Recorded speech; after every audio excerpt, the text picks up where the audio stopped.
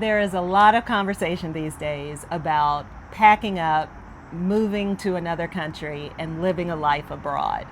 But what if that life isn't for you? And retiring abroad just may not be for everyone. So in this video, we're going to unpack the biggest reasons why packing up, moving, and living a life abroad may not be the move for you. Hi, I'm Lynn. Hi, I'm Jace. And welcome to our channel, Gen X Quitch, where we talk about planning your what's next, meaning retirement, aging, all of the good things about growing older and bolder right now, planning that right now where you can design the life that you really want to.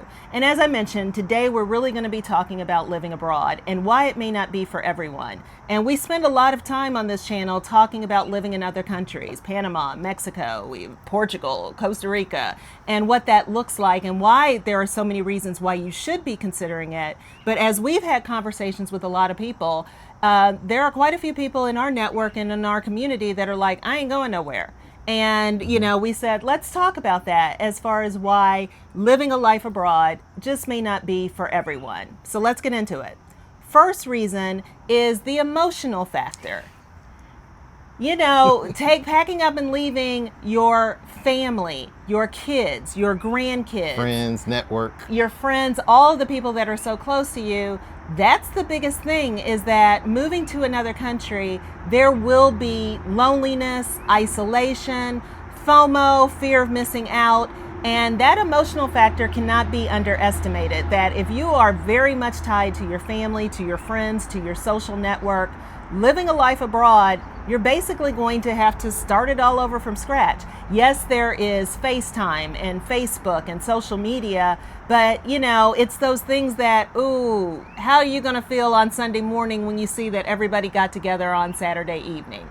And, that's going to be something that you'll have to kind of get used to, is that you won't be available for all the gatherings, especially the impromptu ones, but also the ones that, are planned in advance. Right. So, if there's a plane ticket, or you and a couple, plane ticket times 2, and you won't maybe be able to make all the weddings, all the parties, all the graduations, and even, unfortunately, maybe even the funerals. We've heard of those kind of stories where people have loved ones that pass away, but because they're on the other side of the world and the funeral is in 3 days, they can't make the trip. So, you have to really investigate and look at your social circle, your friend, your family group, and ask yourself, how am I going to feel if I'm not there for every one of those moments? Yep. Very good point. And I would even say, from a professional standpoint, in the U.S., you have people say, what do you do? When you go somewhere else, they're like, who are you? Tell me about you. So you got to even adapt to, okay, who am I? I got to discover myself. And it's in a new environment. So that kind of makes it a little more difficult. Adds to the emotional change. Yeah, it adds to the emotional change. Right. So the next reason some people don't want to move is due to healthcare uncertainty. And obviously, the older we get, the bigger healthcare becomes a factor. So there's healthcare uncertainty. Quality could vary from city to city. And I'll give you an example. Like in Mexico, you guys have seen the video where we went to Querétaro. Well, Querétaro has major healthcare systems because a lot of large corporations have set up there, and they have the support mechanism. You go 45 minutes away to San Miguel. If it's just a primary care physician, you'll be fine. But if it's anything complex, they're probably going to take you in an ambulance to Querétaro. So just that. Or a bigger city like Guadalajara or Mexico City, where they've got more resources as well. So you got to think about that. If you're going to make the move, investigate that. You also got to navigate private versus public systems, and think about even language barriers. Like if you got to call an ambulance, I know in Panama they have a service where you can pay, where they'll translate what the emergency is, and then you can call 911. So you have to think about that. But private healthcare insurance, I think that you could probably find plans, global plans for like $240 or $300, or in-country plans that are private, maybe a little bit cheaper. Is that per month? Ooh, yes, per month. Per Okay, month. Thank right. you. Yeah, the Thank you. context. Yes, per month, which is a lot cheaper than the U.S. But still, you know, you got a way to budget there. Right. And look at what you're getting for those dollars. Is it comparable Right. to the level of care that you would be getting in Right. the US? And you also have to think about in other countries, they kind of pay as they go. So if you get a dental visit or a primary care visit, it may be a flat charge of like 45, 50 bucks. And it will vary by city. Whereas in the US, you may have a little time to pay it or throw it on your credit card, things like that. So you got to think about all of those different factors. One of the things I will say about healthcare abroad is they have a lot of services that make you think in the US, like old times, like in the 60s, they do home care visits. They can send you a prescription to your house. So those are some pros, but you got to think about all of that. Obviously, you'll be more familiar with the US system. Doesn't mean it's always better. But you got to investigate by country. You take a country like Malaysia, they speak English very proficiently there, and they have wonderful world-class healthcare. So you just kind of got to investigate, do your due diligence, do your homework before you decide to make that leap. But it may not be for you. But and it may not be for especially you. and that's and Yeah. especially if you have a pre-existing condition. Right. I know people that are, dealing with and living with conditions, and the thought of moving to another country because they have their primary, they have Yeah. specialists and that type of thing, it's too much, and they're like, I have to stay in the US. I need to be close to these doctors. Right. I'm not willing to take the chance to take me and my expanded, complicated medical history to another country. And so that also ties into the next reason is just the financial reality of living abroad. A lot of people say it's cheaper, but it may not always be cheaper. A lot of folks are out here touting, oh, you can live in this country for $500 a month. But it is the reality is that, okay, that $500 a month may be a 1-bedroom. And if you're in a 4-bedroom house with a front yard and a backyard and a garage and all of that, you may not want to adjust your life that much. And, we know that even in Panama City, it may be cheaper, but we see condos that are $1,500, $2,000, $2,500 a month. So I think the reality is that depending on the lifestyle that you want to have, housing may not be cheaper in other places. And even if you do have cheaper housing, the cost of goods, the imported goods, if you still want the creature comforts of home and U.S. products, getting them shipped to another country, you're going to pay the higher prices for that. So it's, there may be things with healthcare. There definitely probably will be higher cost of travel because, like we said, if you are coming back to the U.S. more, then you may have a higher travel cost. So I think that the cost of renewing residencies, visas, things like that, it may not always be cheaper. So some people... creature comforts, like foods. If you buy American brands, those are going to be more expensive than local brands. So even that can be a cost. Right.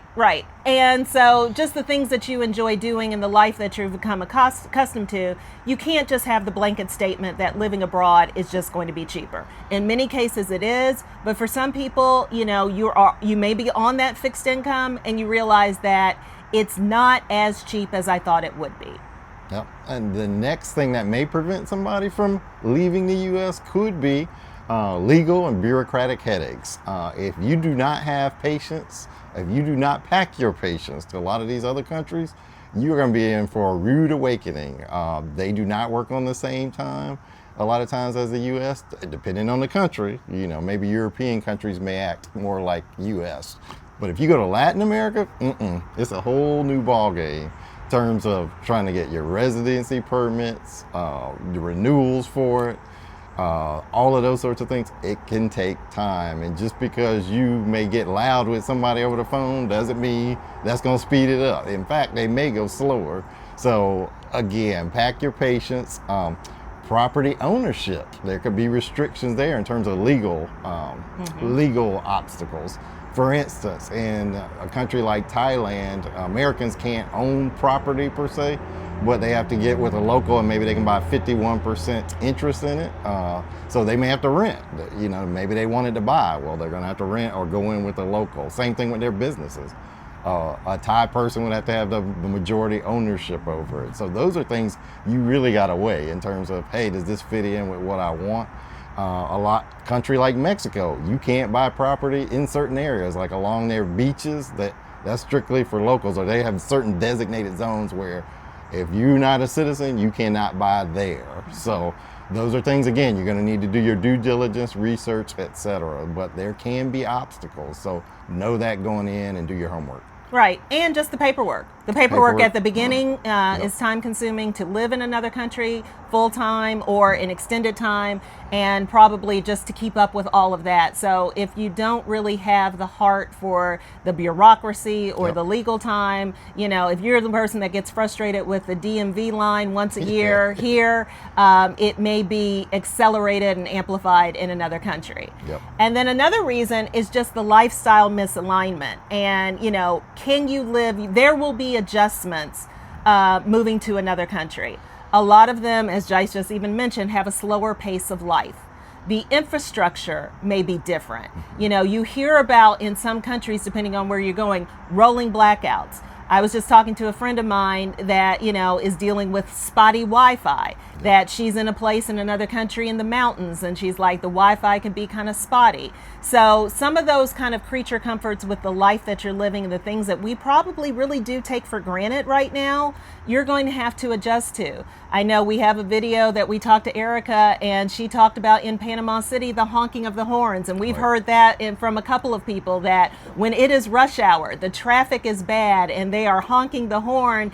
And if you're living someplace in a metro area, that's going to be something that you're going to have to probably kind of get used to if it's going to be driving you crazy every day. So I think that unreliable internet, a different type of lifestyle. If you're really kind of a routine person and maybe not up for change, you may not want to go for that. And just the fact that, don't be fooled by living in paradise. We go to places and we visit for 5 days or a week or 10 days, and it's like, oh, I could live this life. But really, when you get to another country, you're doing a lot of the things that you're doing here. You may have another separate job that might be nomadic. You still need to clean your house. You still need to stock your pantry and get supplies, and are doing a lot of the things that are just normal things that come with just living. And so you just need to look at the fact that some people may be like, I don't want to make those adjustments.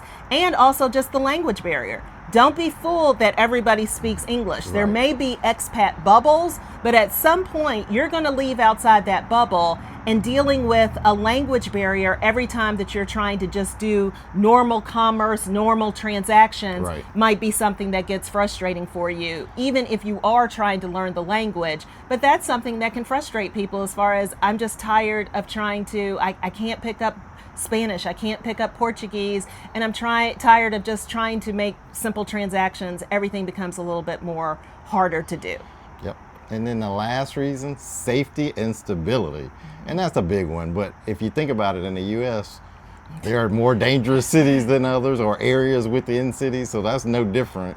But it still can prevent a person from moving, especially when there's a language barrier on top of that. So you obviously would have to do your homework in terms of where you want to live, what sections, what states, what cities within a specific country.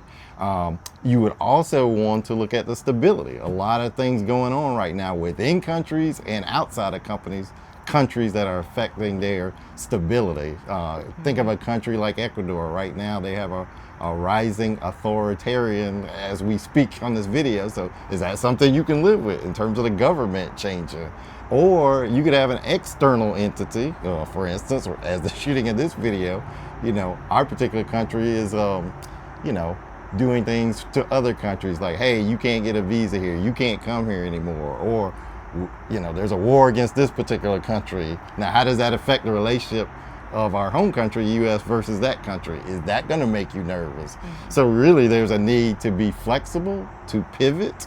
So you may not necessarily need to make somewhere your ultimate home right now, which could be a barrier. If somebody just wants stability and they want to be one place, this may prevent them from doing it. As we've talked about in videos, we're looking at multiple places potentially, or slow travel and keeping a home base. So being able to pivot is very important. And if you're looking at visas, are there visas that get you, potential entry into other countries? Like if you get an EU passport, then you can travel within any of the EU countries. If you get an ECOWAS passport, you can travel with any of the 15 ECOWAS countries. So if one gets hot, you can pivot to the next country, but you got to be willing to make that move. So. Right. And that's maybe the thing as far as why, living abroad may not be for you or and why it's not for everyone. Right. So, what do you think? Let us know in the comments. Are you convinced that a life abroad is what you want to do? Are you convinced that a life abroad is not for you? Do we have anybody out there that has lived abroad and came back to the U.S. and said, oh, I did it, I tried it, but for X reasons, I had to come back home? We hear of other YouTubers who have done it, but because of family situations, financial situations, some of the reasons that we have identified here, their plans to live abroad got cut short and they had to return home. The other thing is that, as we say in this channel all the time, it's okay to change your mind. Yes. And, making these decisions don't have to be permanent decisions. So I think that is the caveat that, you can try it and maybe it's not for you. You may have decided right now that it's not for me, but as this conversation unfolds, as you have more conversations, as you've got an open ear to listening to it, you may be like, wow, maybe I will consider. But the point is that life abroad is not for everyone, and that's okay. Yep. Just our thing is make sure that you have a plan wherever you are and whatever the dream is, that you're actively working towards it. And in the words of the OJs, money, money, money, money. Get your money straight before you move, because that's a big one as far as people returning. So. Right. It's not, a lot of times they think that it's cheaper, and it might be cheaper, but they're also realizing that their money is not as expansive as they thought it would be. And with these exchange rates, right. What was today's price may not be tomorrow's price. Right. So the currency fluctuation is a real thing. Yeah. So yes, join us in the comments. Please like this video. It means the world to us. Thumbs up. Please subscribe to our channel. Yes. That means the world to us as well. And click that notification bell so you don't miss out on another Gen X Quench video. Anything else? I think that's it. I think that's it for today. So Quench Crew, life abroad, yes or no? Sound off in the comments, and we'll see you on the next video. Take care. Peace out.